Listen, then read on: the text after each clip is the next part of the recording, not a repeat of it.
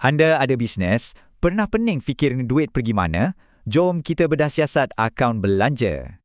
Soalan paling asas untuk bisnes, duit belanja pergi mana? Jawapannya kan ada. Nak kesan semua kos ni, akaunten guna satu alat khas. Namanya akaun belanja. Dan semua ni, ia berpandukan beberapa prinsip perakaunan yang jadi tiang utama. Yang bestnya, ada satu je peraturan emas yang kawal semua belanja bisnes.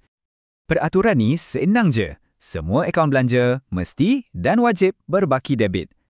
Maksudnya, kalau ada belanja baru, terus rekod di sebelah debit. Simple kan? Tengok ni, belah kiri tu debit. Setiap kali catat sini, belanja bertambah. Okey, teori dah faham. Jom kita tengok contoh-contoh dalam dunia bisnes sebenar. Contohnya, bila beli stok barang atau bayar gaji staf, semua tu debit. Sama juga macam belanja-belanja bil air, bil elektrik, semua debit. Belanja tak nampak macam susut nilai aset pun ikut peraturan debit ni tau. Jadi, kenapa penting sangat?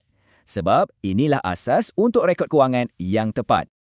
Bila semua belanja direkod macam ni, barulah nampak jelas kesihatan bisnes anda. Tapi, kalau belanja tu sentiasa debit, apa pula fungsi kredit agaknya?